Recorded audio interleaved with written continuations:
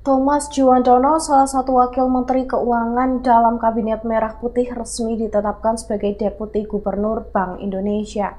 Thomas resmi menggantikan Juda Agung, Deputi Gubernur Bank Indonesia sebelumnya yang mengundurkan diri pada Selasa 13 Januari 2026. Penetapan tersebut merupakan hasil rapat musyawarah Komisi 11 DPR Republik Indonesia yang digelar di Jakarta pada Senin 26 Januari 2026. Ketua Komisi 11 DPR RI Misbahkun menyampaikan bahwa keputusan tersebut diambil melalui mekanisme musyawarah mufakat dan telah disepakati dalam rapat internal komisi. Ia menambahkan hasil keputusan tersebut selanjutnya akan dibawa ke rapat paripurna DPR RI pada Selasa 27 Januari 2026. Hal itu untuk mendapatkan persetujuan dari pimpinan DPR. Meski tidak mengawali karir di bidang ekonomi, dunia perekonomian telah menjadi bagian dari kehidupan Thomas sejak kecil. Thomas lahir di Jakarta pada 7 Mei 1972. Ia merupakan putra pertama dari Sudrajat Djuwandono, Gubernur BI periode tahun 1993 hingga tahun 1998, serta Bianti Ningsih Midrawati Joyo Hadikusumo.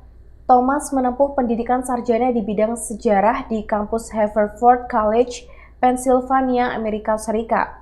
Selama kuliah, ia pernah menjadi wartawan magang di majalah Tempo pada tahun 1993, untuk kemudian lulus pada tahun 1994 dan bekerja menjadi wartawan di Indonesia Business Weekly.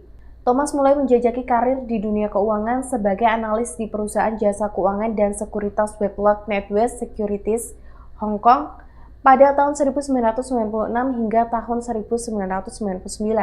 Lalu ia menjadi konsultan di perusahaan konsultasi bisnis Kastil Asia Jakarta pada tahun 1999 hingga tahun 2000. Kemudian ia melanjutkan studi magister di bidang hubungan internasional dan ekonomi internasional di Johns Hopkins University School of Advanced International Studies, Washington, Amerika Serikat, untuk kemudian lulus dan meraih gelar master pada tahun 2003. Pada tahun 2004, Thomas bergabung ke PT Komeksindo Internasional, sebuah perusahaan dagang internasional yang menjadi bagian dari Arsari Group. Selain itu, ia juga menjabat sebagai Deputi CEO Arsari Group pada tahun 2011 hingga 2024. Tidak hanya di bidang ekonomi, Tommy, sapaan akrab Thomas, juga terjun di bidang politik dengan menjadi bendahara umum Partai Gerindra sejak tahun 2014. Namun saat ini ia tidak lagi menjadi pengurus partai tersebut dan telah mengundurkan diri per 31 Desember 2025. Selain pernah menjadi bendahara partai, ia juga bergabung dalam tim gugus sinkronisasi bidang ekonomi dan keuangan selama masa transisi kepemimpinan antara Presiden ke-7 Republik Indonesia Joko Widodo dan Presiden Prabowo Subianto pada 2024 silam. Untuk menyelaraskan proses transisi APBN, Thomas sempat dilantik oleh Jokowi menjadi Wakil Menteri Keuangan di Kabinet Indonesia Maju pada 18 Juli 2024. Jabatan tersebut Thomas pegang sampai era Presiden Prabowo Subianto dan Wakil Presiden Gibran Rakabuming Raka hingga ia ditunjuk menjadi Deputi Gubernur BI pada hari ini.